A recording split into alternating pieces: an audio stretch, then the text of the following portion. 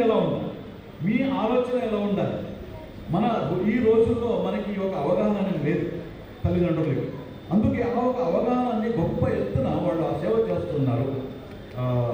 వాళ్ళకి rotary club mid town Hyderabad వాళ్ళు దాంట్లో సహకారం అందిస్తామని తెలిసి నాకు చాలా సంతోషమైంది. అందువలనే ఇలాంటి ఎన్నో సేవలు జరుగుతుంటే తోడుగా మీరు ఉంటారు కనుక ఈ సందర్భంలో ఆయన చెప్పారు కదా, భద్రాచల రామదాసు ఆయన ఏం చెప్పారు, అంతా రామమయం జగమంతా రామమయం, బ్రహ్మాండములు పిండాండములు అన్నీ, ప్రతి దాంట్లో కూడా నదులు వనంబులు నానా మృగములు ప్రతి ఒక్కటి కూడా ఆయన భగవంతుడు ఆయన ఉన్నాడు కనుక, ప్రతి ఒక్క వ్యక్తి ఆయన ఉన్నాడు కనుక చేసిన సేవ, మనం చేసిన సేవ ఇండైరెక్ట్లీ భగవంతుడి యొక్క పూజ, భగవంతుడి యొక్క పూజ. తెలియకుండా మనం ఆయన పూజ చేస్తున్నాము. అయితే తెలిసి మనం చేస్తే దాని యొక్క బెనిఫిట్ అనేది ఇమ్మడి అవుతుంది. ఎందుకు ఇమ్మడి అవుతుంది? ఎందుకంటే కారణం ఏమిటంటే మన మనస్సు కూడా దాంతో సహయోగం చేస్తే అప్పుడు ఆధ్యాత్మిక కూడా జీవితంలో ఎదగగలుగుతాం. ఎందుకంటే మామూలుగా పూజ గుడికి వెళ్తాం, అక్కడ దేవుడిని పూజ చేస్తాం. ఆ దేవుడే ప్రతి ఒక్కరు ఉన్నాడనే అంశం తెలియకుండా బయట వచ్చి ఎలాగలాగా మాట్లాడతామో ప్రవర్తిస్తామో ఇలా చేస్తూ ఉంటాం అన్నమాట. ఒకవేళ మనకి తెలిసినప్పుడు అప్పుడు ఏం చేస్తాము, మన ఆ ప్రవర్తనలో మార్పు వస్తుంది. ఎదుటి వాడితో మాట్లాడుతున్నప్పుడు ఆలోచించి మాట్లాడతాం, 10 సార్లు ఆలోచించి మాట్లాడతాం. ఎందుకంటే ఒకవేళ అతడికి మనస్సుకి ఇదైందనుకోండి, కష్టమైందనుకోండి, అప్పుడు ఆ దేవుడికి అయినట్టే కదా. ఈ విషయం తెలుస్తుందన్నమాట. దీనివల్ల ఏమవుతుంది, మన ప్రవర్తనలో మార్పు వస్తుంది. దాంతోపాటు కాసేపు కూర్చొని ధ్యానం చేయడం నేర్చుకోండి. ఎందుకంటే మామూలుగా ప్రపంచంలో ఎంతో మందిని కలుస్తుంటాం గొప్పవాళ్ళని. అయితే వాళ్ళందరికీ గొప్పవాడు మన లోపలే కూర్చొని ఉన్నాడు ఆయన తెలియకుండా వెళ్ళిపోతాం మనం.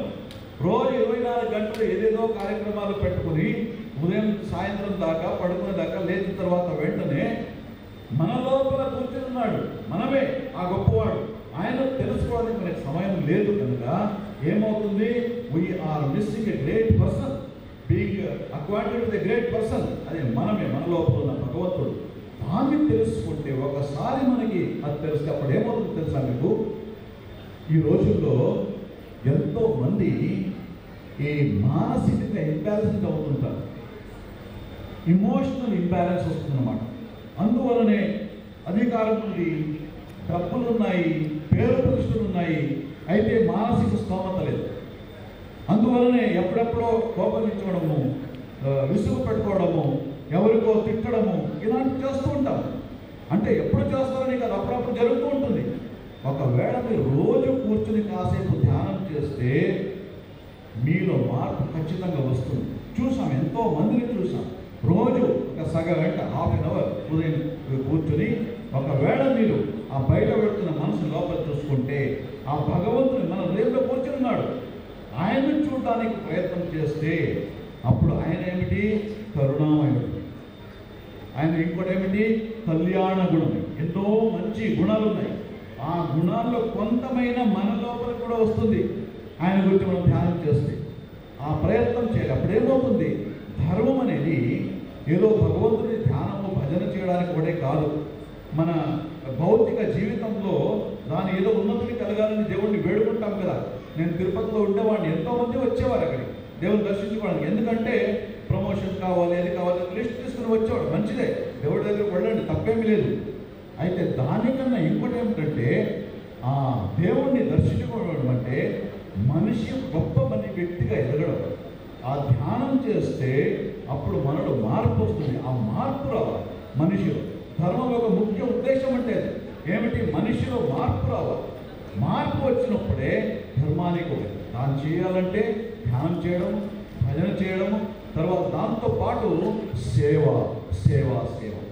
మీరు చేస్తున్నారు కదా రోటరీ వాళ్ళు, చాలా సంతోషం. ఇది చేయండి, కొనసాగించండి. ఎందుకంటే ఎంతో మందికి ప్రపంచంలో అవసరం ఉంది.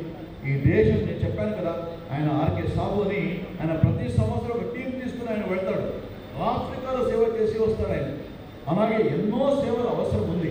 అందువలన మీరు దాన్ని గుర్తించి చేస్తారు కనుక మిమ్మందరినీ నేను అభినందిస్తున్నాను. I congratulate all of you for taking your time out and thinking that as there are people who are suffering, we can do something for them.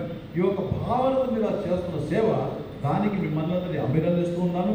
దాంతోపాటు ఇక్కడ భద్రాచలంకి వచ్చాము కనుక ఇక్కడ దక్షిణ అయోధ్య అయిన ఈ భద్రాచలంలో ఉన్న శ్రీరామచంద్ర స్వామి ఆయన కృప అందరిపై